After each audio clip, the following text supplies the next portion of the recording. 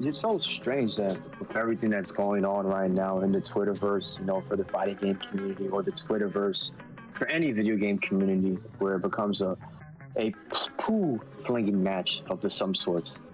You know, a good friend of mine likes to call them, these exhibition new echo chambers. Where people are fighting amongst themselves. In a first to 10 exhibition, hoping that they'll edge out a win. Wink, wink. If you understood what I mean there. But it's very strange. This perversion that we created. Within the video game world. We're just simply trying to please our own perversions. Nobody really wins at the end of the day. So what can we do to fix anything? How do you make the video game world a better place for everyone? Are we to sensitize certain aspects of gaming that we find problematic? Are we to open ourselves and be? I mean, what I mean by that is be a little bit more open-minded. In terms of people's overall lifestyle and how they go about life. Are those things to be taken into consideration? I always thought that when we played games, you was nothing more than a faceless avatar. It didn't matter your orientation, what your race was, your religion. You were simply playing the game as an escape. That was it. You wanted to escape the reality that you live in now. And some people were trying to make it now seem as if these games that we play are hobbies. These games in reality are extensions of the building blocks that we used as children, to play with as toys. That was the original purpose. These products were always meant to be toys. And now they've been molded into this abomination where now you have to clock in, and start your day. You sign on. You're a streamer. You have to do your 8 hours of streaming a day, playing these games, slaving away, hoping that you'll eventually reach Valhalla or some sort of a, what can I say, a Garden of Eden. It's not going to happen, guys. It's a fucking game. Get over it.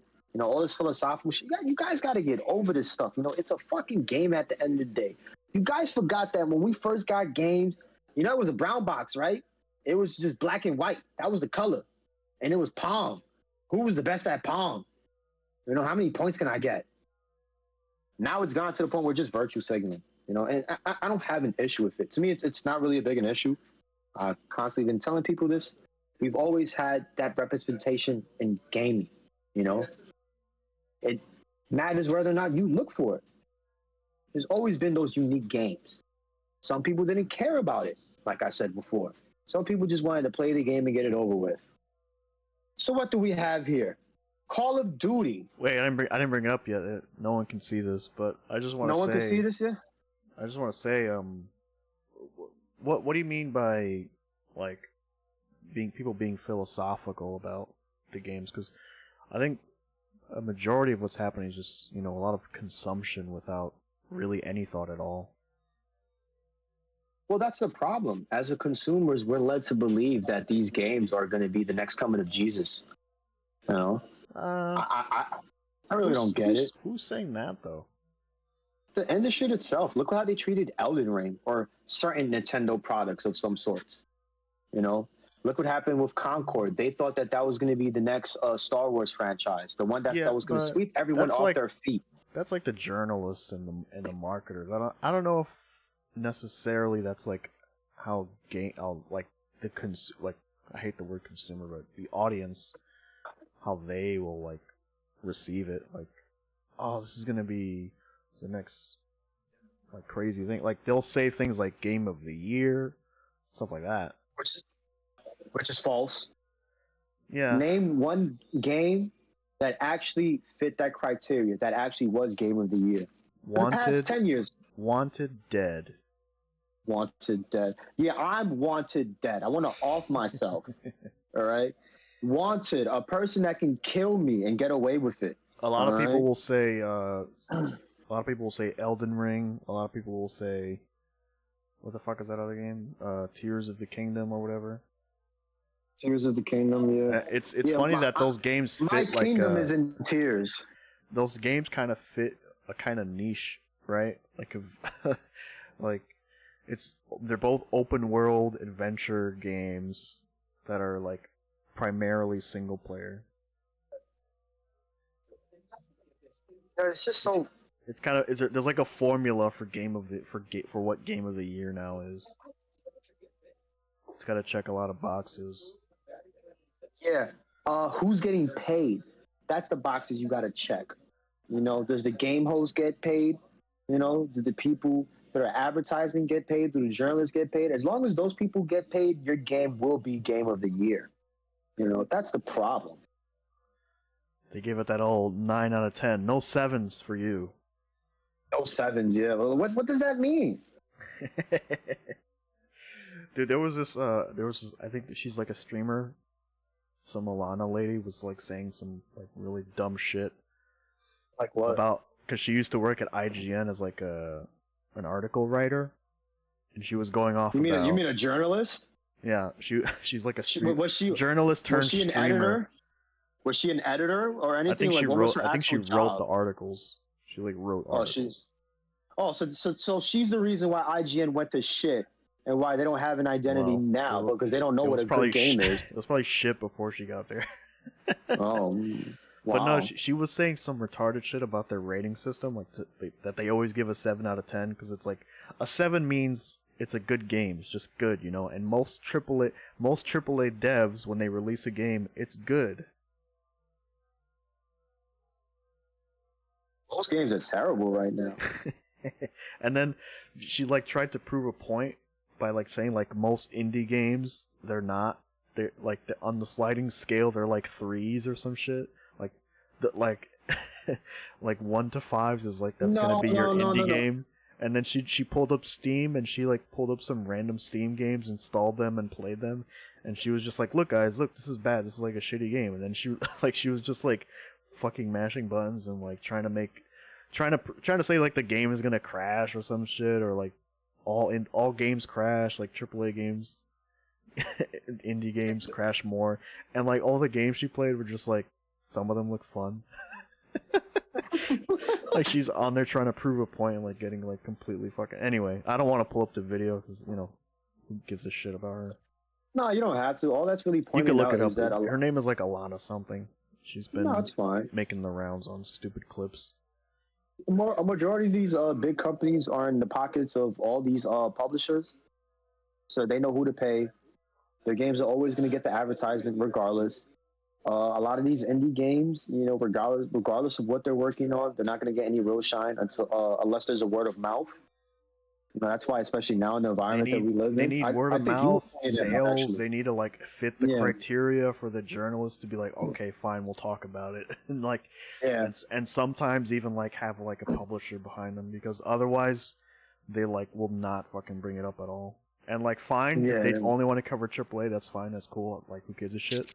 There's more opportunity for other outlets to cover indie games. So, but it just seems disingenuous sometimes the way they behave.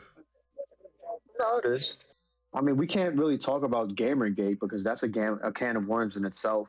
You know, we all saw what happened there, honestly, and people are still denying it. I didn't even like investigate Gamergate at all. Like when it was happening, I was like, who cares? All the games are shit, and they have been shit for like 15 years, so I don't really care.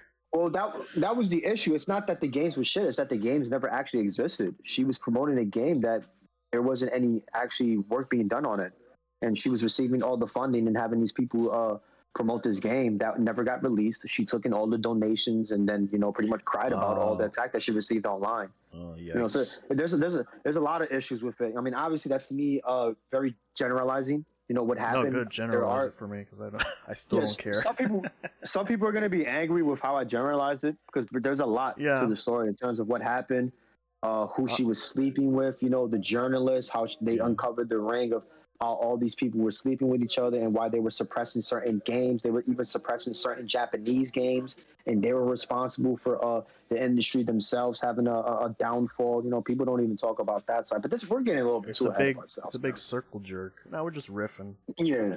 Yeah, it's just the Americans. The Americans completely dominated the video game market, and they didn't want to give any shares back to the Asians. That's what happened. And then with the journalists, they kept saying that all the Japanese games were bad. They kept just giving them bad reviews. IGN is directly responsible for that. That's why a lot of these people didn't trust these magazine publications after a while. They just started asking people online on forums, you played this game before? People would go to Kotaku and read the articles and stuff? And to think that at one point Kotaku was good and now it's considered the devil. Yeah, it's very strange. I remember the Kotaku shop contest. That's why I was going to Kotaku in the beginning, because they had the Photoshop contest. All those Photoshop memes that you see now of the guy going down Splash Mountain holding a GameCube and a flat screen, that's a Photoshop contest. All those weird Photoshops of people doing stuff with video games, it's all Photoshop. That's all from Kotaku. They had some good technical articles sometimes too, but oh yeah, that era's gone. I don't know. That's because of Gizmodo and Lifehacker, and that's when they were under the Gawker umbrella, and then Hulk Hogan sued them. It always comes back to wrestlers, doesn't it? It always comes back to wrestlers. That's right, baby. Dude, it's the dream, baby. I might out myself for my general area, but I got picked up by a guy, and he started talking about how he had a buddy that knew the wrestler Goldberg. Yeah. Yeah, he was talking about how he had a buddy who knew Goldberg. He was telling me that Goldberg was a bouncer at the time before he went into wrestling and stuff. No, that's a very well-known story, because around that time period, he had lost his job working in the NFL, and that's how they found him. They found him working as a bouncer. So it's funny that you bring that up. Oh, so you actually got the other side to that story. That's cute. Yeah. But anyway, there was a part in the beginning of what you were saying where, us gamers were on the mic with each other, talking over games, I guess Call of Duty lobbies and stuff, and just the shit talking, and no one really cared, who you were or whatever the fuck. And I just had a random thought. Yeah, but if you were fat, they'd call you fat because they could hear it in your voice. You sound fat. You were like a mouth breather. You would breathe very heavily. I had to write that down. I found it funny. Are you breathing, bro? Yeah. You good? That's what I found very interesting. Tony Soprano's just era. Breathing. Shut your mouth. It's an attack. I can't do his voice right now. He's shooting my fucking guys. What the fuck? But no, seriously. Even around that time period, doing the Call of Duty lobbies or the Team Fortress 2 lobbies, or even playing Gears of War or any of those early online games, Halo, you name it. You needed some type of thick skin. And keep in mind that you were playing with people of all ages. There were 12-year-olds arguing with grown men, You're people using a cheap move. Yeah, people of different races, cracking the most. The Wasler. There's a lot of racist rhetorics being screamed at each other back and forth, and a lot of it was done lighthearted. Some people would say that no, that wasn't the case, but even I've witnessed certain lobbies where certain individuals were able to hold their own, regardless of what racist jokes were thrown at them. And that's when it opened my eyes up, when they were just you're funny, I like you. And then after that, they start becoming friends, because you got to remember, even though we're all in the lobby, we intertwine with each other. We have to switch teams. And so maybe the guy later, they're you end up becoming best friends and all this shit. Yeah, it's years funny. Later, remember that time you called me the... And then we became friends. Hold on, did we just become best friends? Yup. Oh my god, bro. Step Brothers meme. But it's true though. It's true. A friend of mine's that I know told me that his colleague met his significant mother, his literal wife, on a Halo lobby. They were playing Halo. And she was like, "Oh, you have a nice voice," and he was like, "Huh?" And his first words to her was, "Are you a girl?" No, yeah, seriously, that literally was it, yeah. Because he was like, "What the fuck?" And they spoke. They found. I think she lived in another state. He was here, he had a job doing programming. He ended up getting I think his company had like a sister company in the state that she lived in. So he ended up getting a transferring. And then like they met up, they kicked it right off. And like not even a month later, like, yo, they were already trying to get married. Like they completely fell in love with each other. And it's all because they had a relationship because of Halo. Like this is not a made up bullshit story. Like I actually know these people. They did the campaign together on the hardest difficulty. Yeah. I think like no bullshit. I think he's, and this is the funny part. If I'm right, I think he's black and Dominican, and I think the girl is white. If I'm right. Sold his name. Yeah, and like they always talk. Like they met up, everything was fine, cool, blah blah blah. He met the family. Obviously, he had the job and shit and everything. He kept going back and forth. And yeah, like they have kids now and all that. That's a beautiful story. Like, See, this is why we need our toxic lobbies back. So yeah, that we need our toxic lobbies back. So that people can have the greatest interaction of their lives. So we can crack jokes. We can say, because when you start, you can meet your wife. When you start policing what people could say, what people can do, how people can interact, that's when it becomes a fucking problem. All right, I'm just. And it's crazy because now you can't even do certain things in lobbies, you know. You'll just get flat, just outright banned. You'll even lose your account and have to buy another game. Well, it's funny, like some games they do the some games do like when they find out you're like a naughty person, they'll send you to like the bad queue with all the other bad players where everyone's talking shit. Like, it kind of still exists for some games. I'm not sure which one specifically, but it's like a meme where it's like you gotta say the password to get in, and then the password is like, you know, the slur, the N slur. That's the secret password to get into the real lobby. It's so strange, man. A lot of games, you know, you'll get banned or muted or whatever. Like personally, like I played a lot of Dota 2. Sometimes there's a guy screaming about Hot Pockets or something. And God, you just mute that guy, and then you play the game. To me, that's toxic. When they start doing that, to me, that's toxic. But when I hear two, like, players on my team arguing with each other and they're going back and forth, to me, that's entertaining. That adds more to the level. Because then you got that one guy talking about, yo, you guys are not even playing. What the fuck? We're losing. You know? So it adds to the comedy. People are fighting with each other on my team, and I'm like, can you both you're both retarded. Can you both mute each other so we can win? Like I miss that. I've had some of the best lobbies where I came out on top, where I was the one that helped the team win. You know, because my teammates were fucking arguing and being idiots. You know, so humble. I love it. No, yeah, I love it. Yo, bro, you gotta understand. I miss it. I've been to some of the craziest lobbies. I don't even know how to properly say this because I'm afraid that we'll get banned or flagged of some sorts, but I remember a time period where I was playing Call of Duty, which we will talk about in a few, and yes. I am under the impression that there could be a possibility that the people I was playing with could have been terrorist individuals. Now, I'm not racist for saying that shit, all right? I'm just, they're speaking in a language that is very foreign to me. I'm not familiar with it. I'm afraid, but that's Farsi, dude. But I'm a good player, so I'm just getting my kills. They're responding. Top kick, good. I'm just like, all right. I'm like, all right. They're underground, connected online. It's all in a row, like 20 dudes playing online, doing their training. Yo.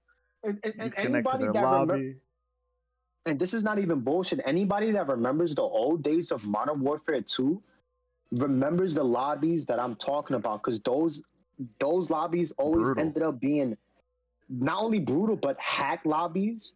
You know, so like if you would stay long enough, they would open up like the hack menu and give you like the free gun, like the free experiencing gun. So anybody that remembers that time period, they know what I'm talking about.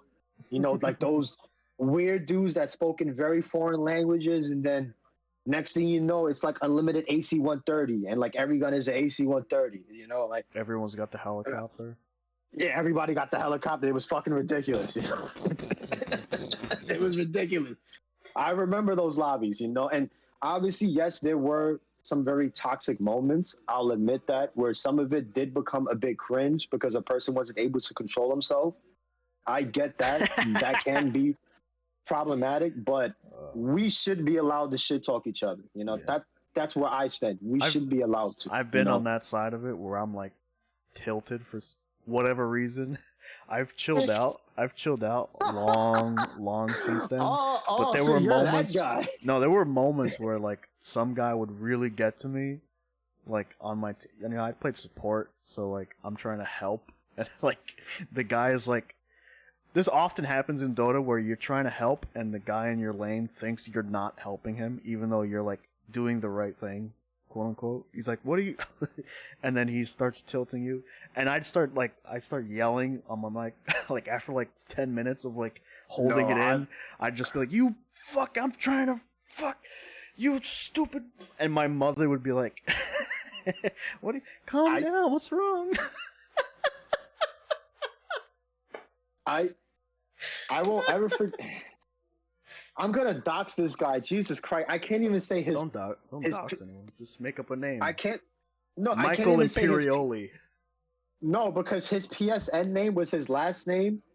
Yeah, but you just say Michael Imperioli. All right, yeah. So like he had a.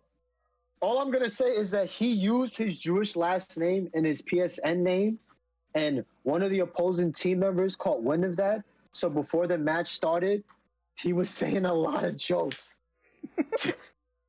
It just flashed. We don't agree with those jokes here, ladies and gentlemen. And no, we don't. We don't. But at that moment, it was just YouTube. We do not. We do. It was the highest level of comedy. Oh my god. We have no association with Asmongold.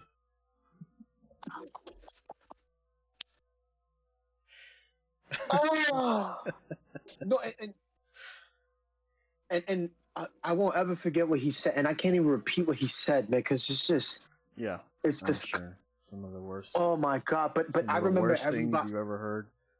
Yeah, but I remember everybody in the lobby was just howling, just laughing, and then because they got back, they went into a shouting match because this person wasn't just gonna let him say that. So he just started firing up and cracking jokes and the lobby got into it. Oh my! And you could skip a map to add 10 more seconds. So everybody started skipping the map just to add more extra time just to hear these guys argue even more. So like it was perfect. It was perfect. I miss those moments. Those are genuine moments. And like you're never gonna see that now. Like that's gone now. Bad, man. Yeah. Like that's gone now. Now everybody's all PC. Everybody saw your tag has to say this. That awful moment is my giving God. the two of us and maybe some of the viewers here actual joy. Oh my God! It all man. equals out. Oh. So speaking of Call of Duty, segue. I need a. Are we watching it now? I need a car screeching noise. No, just play one of the soundboards. That's it. Clapping. That's my tire screech that I haven't got yet. Speaking of Call of Duty, just play this one. Fat! There you go. Yeah, that's our segue sound. Oh, here we go. What's going on here? What's going on here? Put that down. What's going on here? What are you doing? That's a good one. That's a good one, yeah. You want to read this or you want me to read it? Ladies and gentlemen, it's very strange to me that Call of Duty is introducing their first non-binary operator. Not an issue. Non-binario. Not non-binario. Not an issue. Perfectly fine. But what we were speaking about earlier is that a lot of I just say that Xur looks like a certain chromosome to me. I'll just say that. I don't know what. For the sake of being politically correct, I'm not even gonna comment on the image. I'm just gonna simply read the article. But what I will say is that is she like the spy, where she has a little device and she like becomes other characters? Yo, Where she flips. Stop it! Stop it. What are you doing? I'm talking about gameplay. That's a gameplay mechanic. That could totally tie in with this non-binario person. Non-binario. Non-binario. No, seriously. So in the ancient Call of Duty world of Modern Warfare 2, the toxic environment that some players are used to, that, introducing a character like this could never happen. You would get ridiculed from minute 0 to the end of the match. Yeah, but I mean, but besides that point, and this is another interesting aspect, because now that they are releasing this character, what are they ultimately trying to achieve? Are people going to play this character? And if you say anything that's within, the homophobic or, transphobic lines, is that along the lines of now officially banning that person, and now that person ultimately loses their account? Because now they're actually attacking, a trans character. Well, I'm trying to be very politically correct here. Here's the thing. This is a character that you get to kill. Yes. And this is why I'm saying I don't mean that in a bad way. I'm just stating the fact. Not in a, yeah, this is Call of Duty.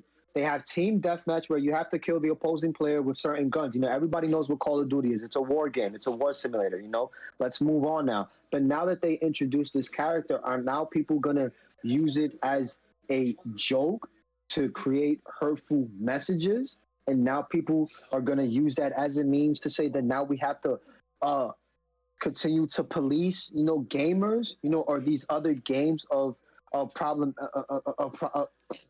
You're stuck issue. On your words. Yeah, because I'm trying to be very careful here. I'm trying to be very careful right here, don't bro. be too careful. This is the truth. I think it's fine. They want to add this character, it's fine. But I think, especially the old players, like you were saying, like we were just talking about, they would definitely mock this to high heaven. They would do all the, all the teabagging and stuff and all that stuff. But I mean, I don't necessarily care if you want this character to be in the game. I don't really care. They got Cheech and Chong and shit. Who cares? What are they gonna do? What are the gamer bros gonna do? Are they gonna really make a mockery of this? Are they gonna take advantage of this? Or are people just gonna say, no one really fucking cares? We're not even gonna buy the character, But it's very character or won't buy the game, and who knows won't play the game affect their sales or not. And I want to make it very clear. I don't have a dog in this fight. I can care less. But there's a reason why I pointed out the older days, when everyone was able to shit talk each other. Some people felt that, we took it a little too far. We needed to be controlled in a sense. They had to wag the stick. Hey there, guys. Chill out. Now that they created this character, what's really gonna happen now? Are we gonna? If I say something wrong or if I make a bad joke, is that gonna be? The means to, I found what he said problematic. I want him banned now. Well, I felt attacked. Here's the thing. There's nothing. I'm just pointing a scenario. I'm just playing hypothetically because it's not an issue, But I'm asking now, is this something that's going to happen further down the line? There's nothing you could say that's not going to offend somebody. When you're talking about this kind of stuff, somebody's going to be mad at you. Yeah, somebody's going to get offended regardless. I understand that, So, am I going to read the article now? I don't know if there's much to read, but yeah, Call of Duty Black Ops 6 is introducing the series' first non-binary operator, Volta Rossi, described as a street-smart rogue with a blue blood pedigree who left the comfort of aristocracy to forge a new name as a human specialist. Rossi uses their ties with the Lutazzi family to give themselves a unique sight into Avalon. As reported by Gaming Bible, Rossi's description makes sure to only use they, them pronouns. Oh my god! See, this is what I'm trying to explain to niggas.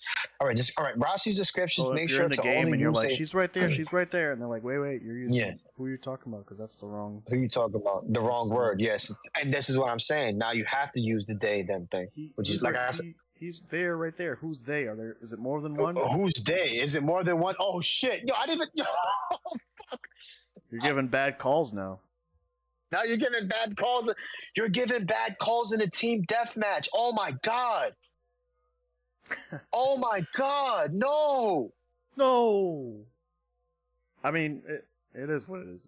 I don't, it's difficult to talk around this topic. They're over there. Who? They. What are you? Who's? Oh my god. Without pissing somebody off, I'm being a little. I'm joking a little bit, but I don't know. No, yeah, no, and it's fuck. And once again, ladies and gentlemen, I'm not trying to be an asshole. Apologize if we offended anyone. I mean, I'm trying to make sense of this shit. I don't know. How am I supposed to make a call in team deathmatch now? Because you just said it. Well, in cases like this, you just say like the name of the character, and at the very least, it's a short name. It's a problem when it's like a complicated name, where it's like a name that they share with another character.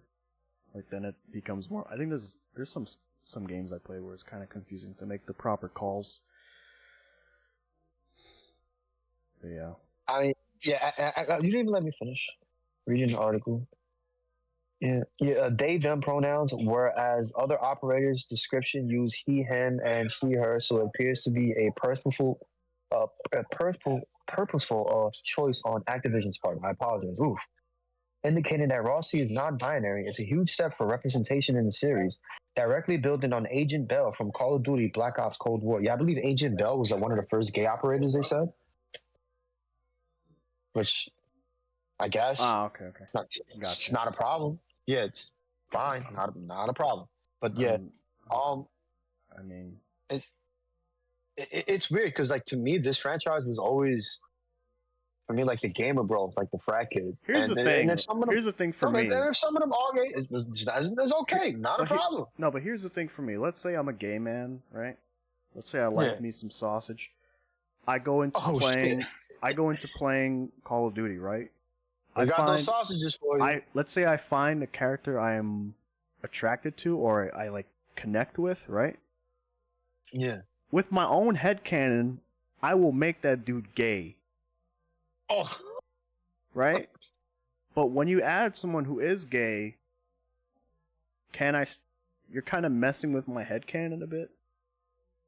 Does it take the appeal or like, off? What if I'm gay and I want him to be straight and I want him to fight his emotions for me? Like you're kind of messing with my headcanon a bit.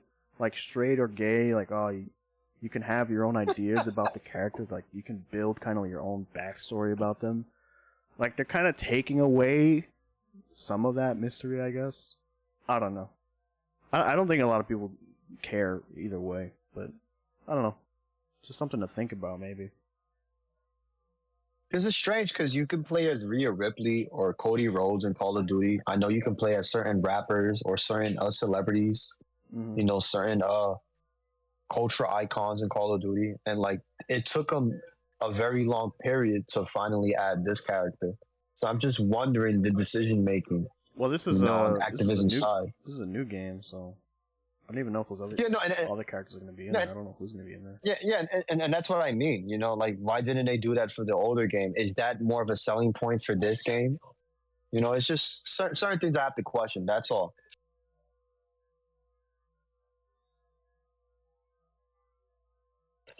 I mean, if you want to read it, you can. Agent Bell, a stepping stone for an NB rep in Call of Duty. In Call of Duty's Black Ops Cold War. Again? Oh, Agent Bell. Yeah, this is going over Agent Bell because Agent Bell was the first non-binary, I guess. I mean, at this point, congratulations. Perfectly fine. I don't think there's any more reason to. But I just wanted to point out that main issue. You know, how are the players themselves going to treat it? Are they going to have an issue with someone playing the character? Are they going to start saying certain things in lobby? Because you can't type in chat anymore. You'll get flat out banned. You know, so are you going to stay with your mic? You can't say hello? You can't say hello? It's going to get to that point, I guess, yeah. No, I'm asking if you can. Can you? Because you said you can't type? Well, yeah, they'll take anything that you'll say and chat and use it against you. You know? Yeah. I mean, I don't know how their system works. I don't really play their games. But I'm saying just games in general also. I'm generalizing here, ladies and gentlemen. I apologize. Because I don't know how the Call of Duty world is right now. The last one I played is Modern Warfare 2. I'm still on it. Like multiplayer game that I've been playing, like half a year ago, maybe like Fortnite, I guess. And I'm on Discord. I don't know. I mean, some people talk kind of shit on there, but not really. I don't know. Yeah. I don't really know the landscape. I can only assume. Yeah, that's weird. Do people even talk in game chat anymore? I feel like they leave the mic open and they have music going on in the back. You just hear the trap beats. Oh shit! And you're like, "Can you turn off your mic? Can you turn off your mic, dude?" And that's my favorite one. They don't hear you at all. That's my favorite one. Yeah. They got the game muted. It's just music. I miss that, bro. I really miss that era. I'm doing that, all the dumb shit, cursing. You would hear people arguing in the background of somebody's game. I loved it, man. I miss that. I fucking hate X Twitter. Nah, it's over. We I can just want to on. look at we shit. Can move on. Just like, fuck. We can move on. We can move on, man. It's over. But yeah, I guess congrats to Call of Duty. Hope this all works out for you. I don't know if it will. Not an issue. I just wanted to point out how the players are gonna act on it. You know, are they gonna become more toxic? Are people gonna get banned now? You know, blah blah blah. That's all I wanted to point out for this. That's it. You know, we can move on now. So I thought it was a good talking point. They're gonna become more toxic. They're gonna become more toxic. They're gonna kill. They're gonna kill her, him, her. They. No, it's they them. It's they them. They're gonna kill they. And then they're gonna walk over. They're gonna do their crouching animation. And then they're gonna get banned. Yep, that's what they're gonna do. Because no teabagging is allowed. We will be banned. All right, let's move on. Let's move on to this one. This one. The Japanese Gaming Convention? No, this one. Oh, the history? The U.S. Copyright Office announced today that they would grant a new exemption in the Digital Millennium Copyright Act, DMCA, in support of video game preservation. For the past 3 years, the Video Game History Foundation has been supporting with the Software Preservation Network, SPN, on a petition to allow libraries and archives to remotely share digital access to out-of-print video games in their collections. Under the current anti-circumvention rules in Section 1201, the DMCA, libraries and archives are unable to break the copy protection on games in order to make them remotely accessible to researchers. Yeah. Well, we are disappointed by the Copyright Office decision. Page 191 up. I'm taking a sip. Oh. No, it's fine. You zoom in for the viewers, if you're watching or just listening. While we are disappointed by the Copyright Office decision, we have no regrets about going through this process.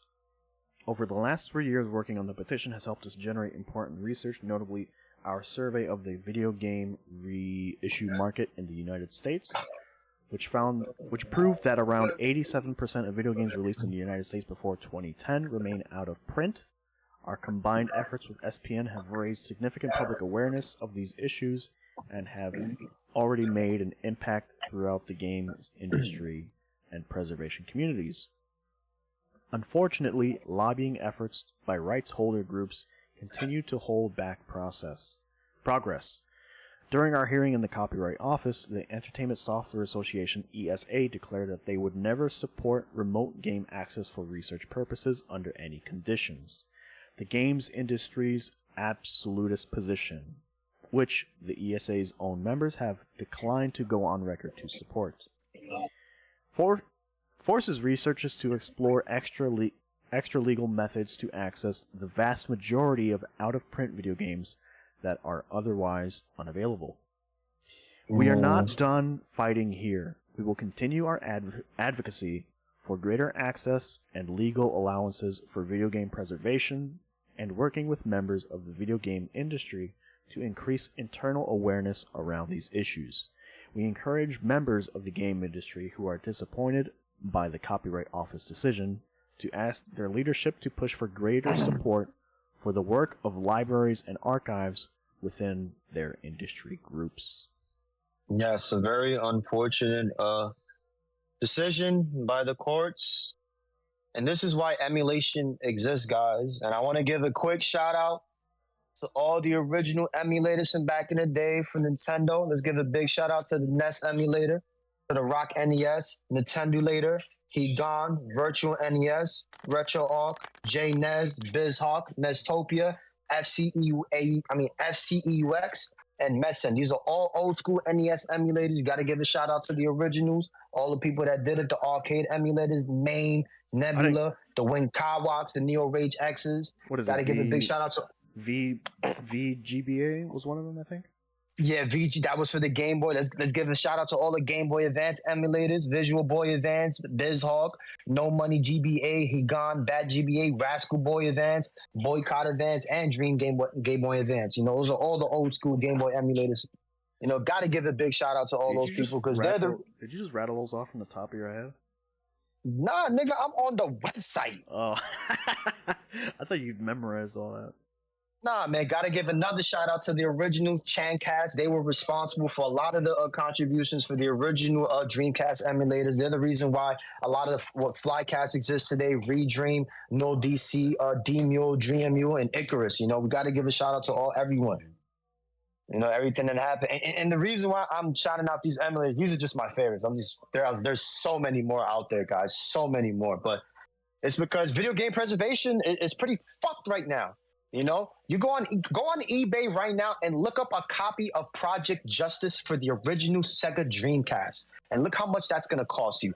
Look up an original copy of what's another one that costs mad money? What is it for the PlayStation 1? What was it? Kingsfield for the PlayStation 1. Look up an original copy of that. Look how much those games cost now. This is why video game preservation is shot right now, because all these scalpers are acquiring these games. You know, and they're selling them at the highest of prices. Why? Because a lot of these games were limited print runs. You know, some of them were canceled for legal purposes. So some of them were called back. You know, some of those games are not supposed to be on the market. It's a combination of a lot of things. Rarity, you know, the fact that a lot of the games aren't available in the market right now. I mean, right now, look how many Sega Genesis cartridges are actually on the market. How many of them are actually working? How many of the batteries actually work? You know, did the batteries leak through onto the cartridge itself? You know, some of those cartridges are faulty now. They won't even work on the system. That's why some people are buying those games now and they're trying to fix them to preserve them. But these scalpers are fucking everything up because they're saying, no, I want the highest dollar. I know what my game is worth. And your game is actually worthless because we already got it on the emulators.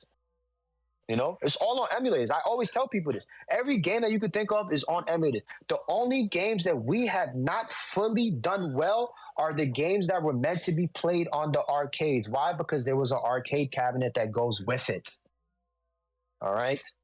Those are the only games that are not true ports yet. All right? Yeah, because a lot of those games were like there's like... They were humongous. They were giant. But they were like... specifically programmed in such a way that it was accounting for even slowdowns within the game. Yes. And you have to properly emulate the slowdown in the sequence where the arcade machine was slowing down, because now your computer can run that shit like fucking 10 billion frames per second. Yeah, so and like a lot of these cabinets now, they're all dying out. They need to get fixed. All the capacitors, if I'm correct, they all need to get recapped. Yeah, the capacitors, thank you. I'm sorry. All that needs to get repacked. All the batteries need to change. Everything needs to get fixed. And all these scalpers is just fucking everything up. You know? And that's why I mentioned, if you go to eBay right now, you look up some of the rarest video games, you know, the prices are out of whack. You know, I mean, if you want to show the viewers, you can. You can go on eBay right now. Just type it. I pulled up some of those games you mentioned, but what other ones? Because I don't know. Type in most expensive video games. In eBay? No, actually, no. Let me look it up for you. Go on Google and type in Racket Boy, the rarest and most valuable PlayStation 2 games. So the most valuable North American release is a game by Kuon. No, it's on Racket Boy. Yeah, it's by Kuon. So loose copies will cost you $500. A sealed copy will cost you $1,800. Racket Boy.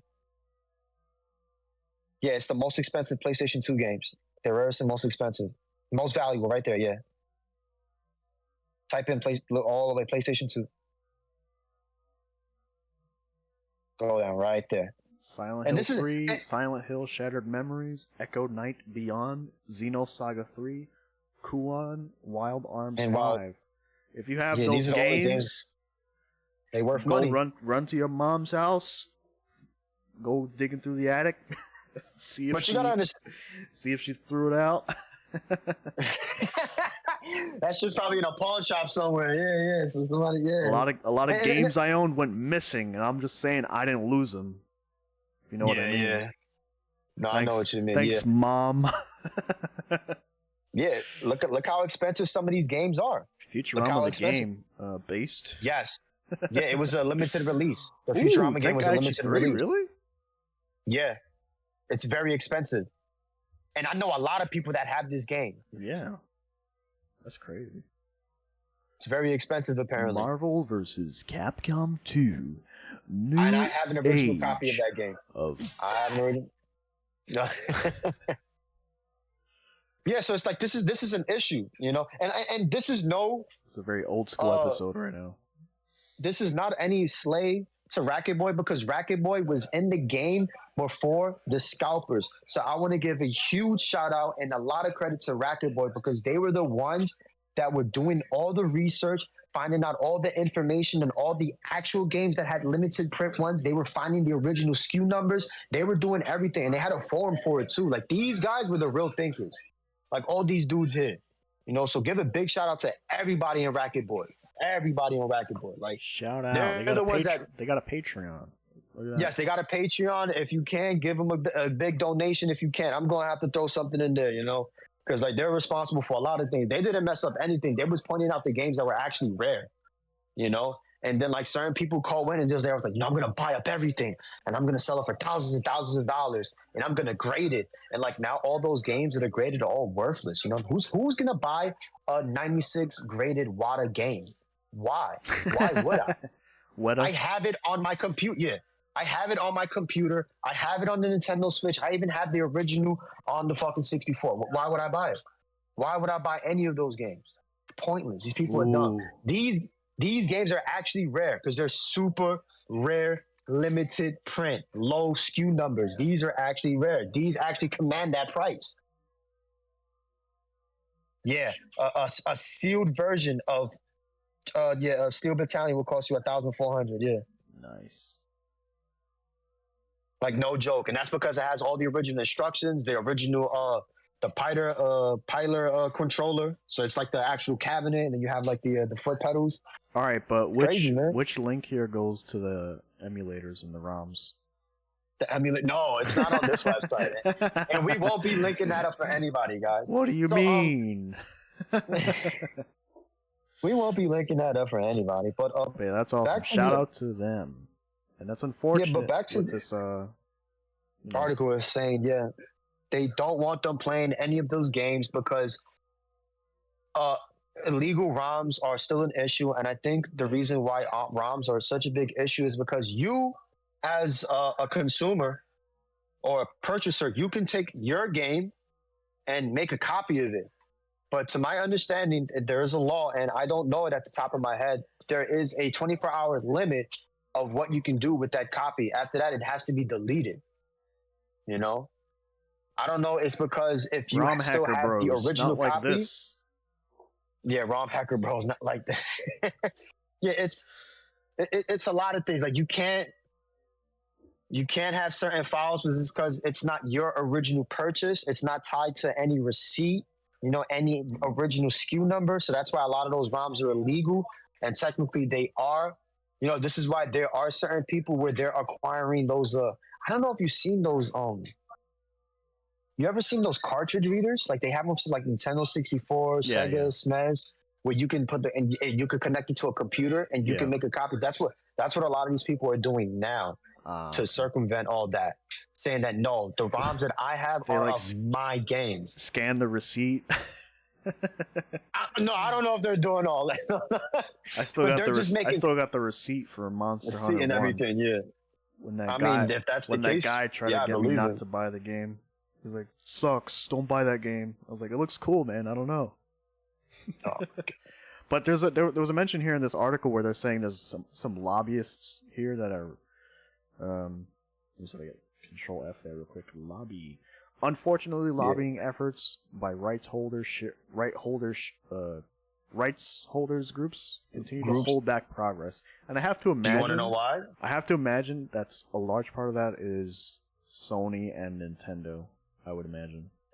It's not necessarily Sony and Nintendo. It's that what happened is that a lot of these older companies from the arcade days, from the 80s, from the 90s, a lot of them went belly up. And a lot of that property ended up getting eaten by the bigger conglomerates. Yeah. So there's a lot of publishing loopholes that even they have to jump through to even release the game intact. You know, that's why a lot of them, they'll acquire an IP and sit on it for years and they still can't do anything about it. You know, it's really not their fault. So like, I get it. But then you have other issues. When the Sopranos video game, if they were to re-release that, you know, those guys, they gotta get the residuals. They gotta get the residuals, yeah. Yeah, that game could never be released. Yeah, it's funny that you mentioned that, yeah. Yeah, and that's why a lot of those games from the PS2 era that were movie games or did have certain Hollywood voice actors, you're never going to see them again. You know, they're stuck on the PS2 because they don't want to deal with the licensing and the residuals, like you pointed out. That's absolutely correct. And another issue is that a lot of those games now, they don't want them to be available for researching purposes because a lot of companies are now using them for remastering. So that's why you're seeing them remastering a lot of older games. And that's what Nintendo's hoping to do. So take a lot of their older IPs from the NES generation, you know, like the older Famicom days, and bring them on to modern gaming. You know, like they already tried with like Kid Icarus, you know, and they've been having like troubles and so forth. And you see what they did right now with Metroid, you know, and it's a beautiful game what they did with Metroid Dread. You know, so they're still going through loopholes and so forth. Yeah.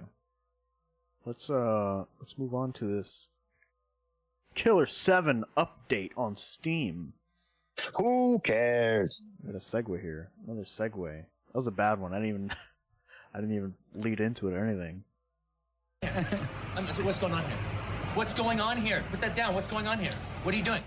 You ever played Killer 7? Did you actually play this game? Yeah. I was just about to ask you. You did play this game? A little bit. I didn't beat it. I never played it. I was only familiar with it because it was part of the Capcom 5, whatever games they were supposed to release. Because wasn't this originally on the GameCube and then they released it on the PS2? PS2, yeah.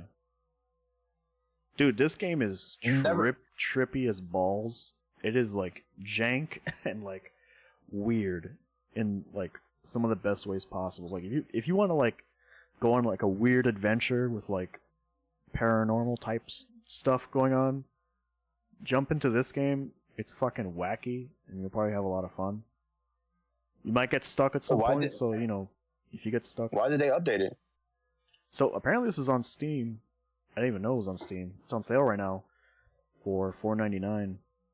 So Killer 7, hello loyal Killer 7 fans. It's been a while, but we come to you today with a major update for Killer 7. In this update, we have implemented a large number of quality of life improvements and fixed various past issues. Here are a few highlights. The videos of Killer 7 have been updated based on the GameCube videos and updated so that they hopefully play smoother. Remastered all videos based on the original GameCube videos. All videos now use WebM format instead of OGV. They're showing here the video screenshot, which looks pretty clear, pretty crisp. Looks nice. Various graphics have been made in order to improve the general graphic performance to give all of you a better visual experience. More reload animations now use 60 frames per second.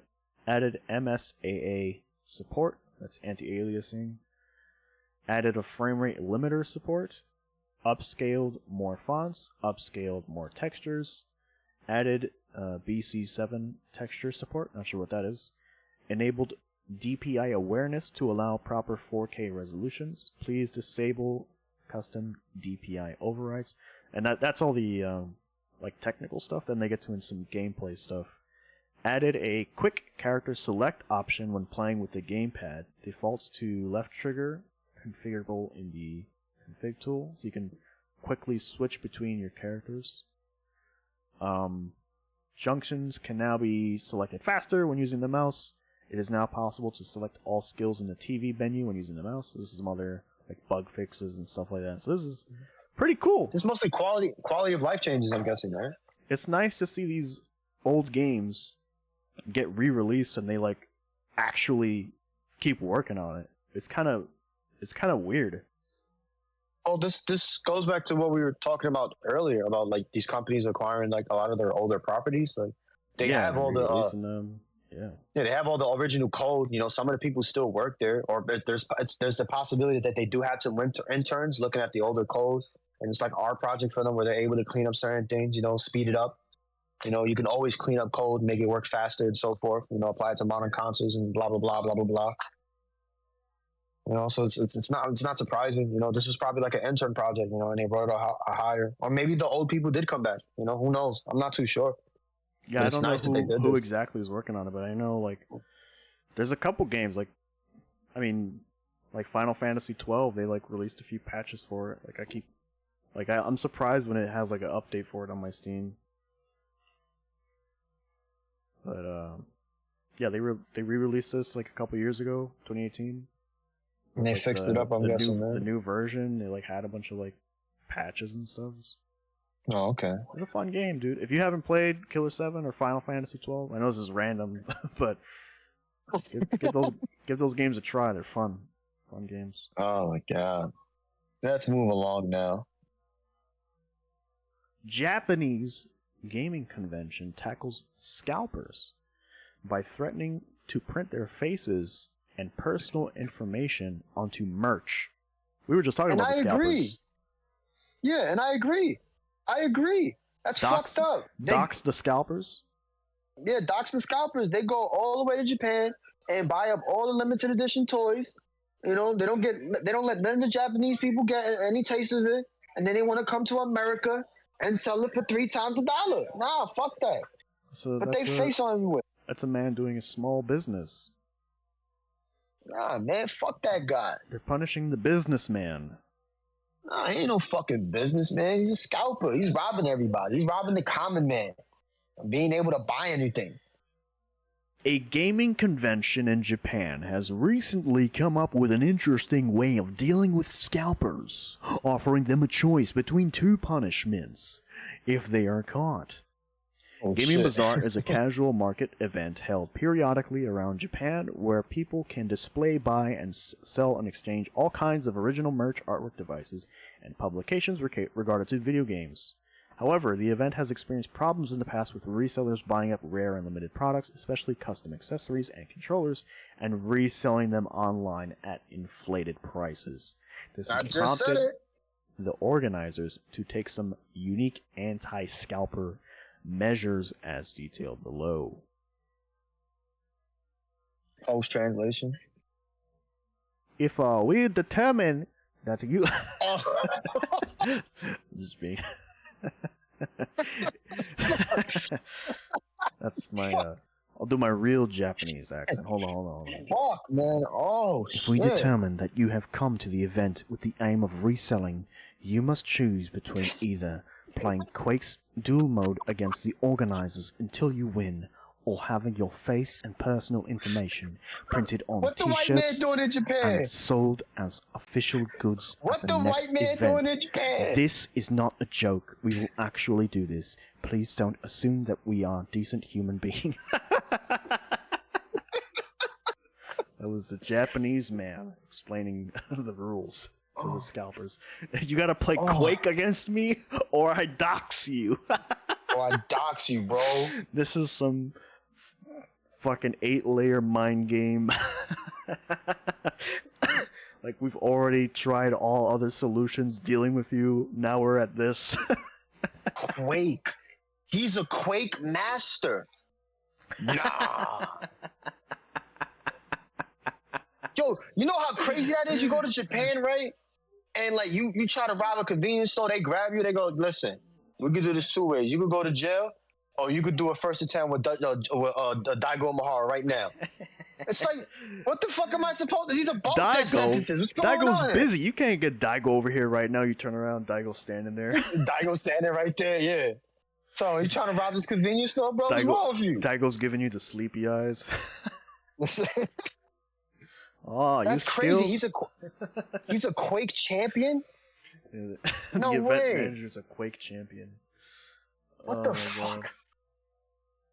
This is amazing. This sounds like an easier way out at first. However, you have to realize the organizer in question is former Quake pro player Tahara. So unless you want to end up with some very sore thumbs, it's probably not worth the risk. This is the most fun article of the day. Oh my god! I'm glad you linked this. This is funny. I was gonna get mad, but because they're like, I don't really agree with doxing, but they had a funny twist on it, so it's funny. And you know you're not gonna win, so you might as well just lose. It's over. I thought they were doxing people online. So I mean, they're at the event. So then they're like, all right, you're here in our shit, so we're gonna out you. Mm-hmm. So I guess they can kind of have more freedom there. I don't know. That's funny. Please don't assume that we are decent human beings. Yeah, that should be the tagline for our show too. Please don't assume we are decent human beings. Oh my god. The Japanese are intelligent, man. Look at that. Any last words for the fine viewers? I mean, I thought we was going to talk about that dog shit Monster Hunter. We will. We're ending this one. Oh. We're ending this one here. Listen, the Japanese are intelligent. Don't you be going out there trying to buy up all the Jordans, all the limited edition stuff, because they're going to put your face everywhere. And if you try to run away, you're going to end up playing one of their best players. Or you're going to fuck around and mess with the Yakuza, right? They're going to leave it like that. It's that simple. You know, y'all don't think you want that. You have to 1v1 this 7-foot-tall Japanese man in basketball. And basketball? Oh, shit. He's probably nice watching all that slam dunk anime. They love Kobe Bryant. When he dunks on you, he just does a little hop. He does a light hop to dunk on you. But yeah, thanks everybody for coming and watching and listening. We appreciate the followers, the viewers. Wait, you're ending it? Yeah. Aww. Goodbye, everybody. Learn some footsies. I almost clicked the wrong one. Learn some footsies, motherfucker. Fuck out of here. That random shit, bro. Thanks, everybody. Boo.